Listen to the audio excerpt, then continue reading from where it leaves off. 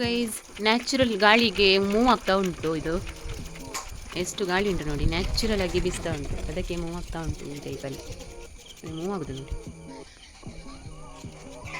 ಒಂದು ಬಿಸ್ಕಿಟ್ಟಿಗಾಗಿ ಇಬ್ಬರ ಹೋರಾಟ ಇಲ್ಲಿ.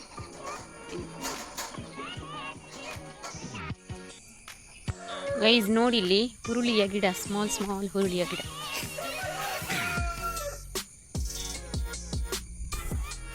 ಹುರುಳಿಯ ಗಿಡ ನೋಡಿ.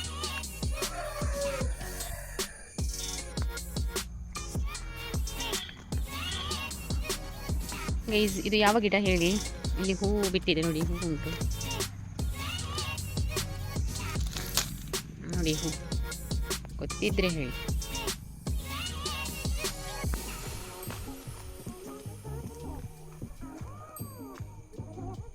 ಗೈಸ್, ಇಲ್ಲಿ ನೋಡಿ, ಇದು ಗಿಡವನ್ನು ನೋಡಿ. ಇದು ಗಿಡ ಅಲ್ಲ, ಇದು ಆ್ಯಕ್ಚುಲಿ ಮರ.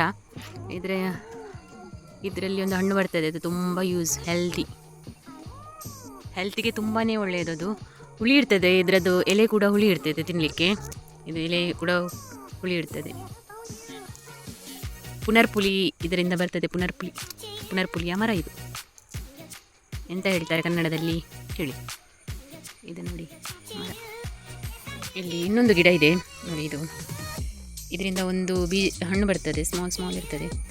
ಇದು ಕಲರ್ ಚೇಂಜ್ ಆಗ್ತದೆ ಹಣ್ಣಾಗಿ. ಬೆಲ್ಲದ ಹಣ್ಣು ಅಂತ ಹೇಳ್ತಾರೆ. ಈ ಗಿಡದಲ್ಲಿ ತಿನ್ನಲಿಕ್ಕೆ ಆಗ್ತದೆ ಇದು ಕೂಡ. ಗೈಸ್, ಇದು ರೋಡು, ನಮ್ಮ ಮನೆಗೆ ಹೋಗುವ ದಾರಿ. ಇದು ರೋಡು, ಹೈವೇ ರೋಡ್. ಇದು ಹೈವೇ ಅಂದರೆ ಇಂಟೀರಿಯರ್ ಸ್ವಲ್ಪ.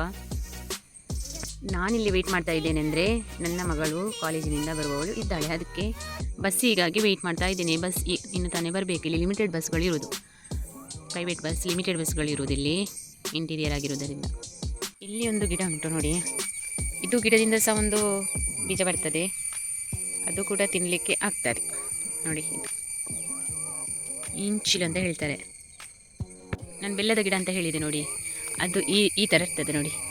ಈ ಥರ ಇರ್ತದೆ, ಈ ಥರ ನೋಡಿ, ಈ ಥರ ಇರ್ತದೆ, ಈ ಥರ. ಅದರಲ್ಲಿ ಹಣ್ಣು ಬರ್ತದೆ, ಅದು ತಿನ್ನಲಿಕ್ಕೆ ಆಗ್ತದೆ. ಬೆಲ್ಲದ ಗಿಡ.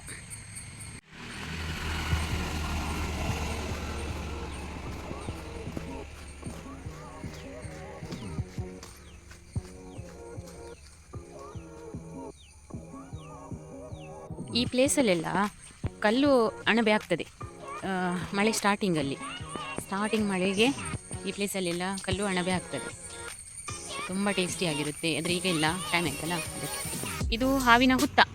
ಇದರಲ್ಲಿ ಹಾವಿದೆಯಾ ಇಲ್ಲವ ಗೊತ್ತಿಲ್ಲ, ಅಂತೂ ಹಾವಿನ ಹುತ್ತ ಇದು. ಇಲ್ಲೊಂದುಂಟು ನೋಡಿ.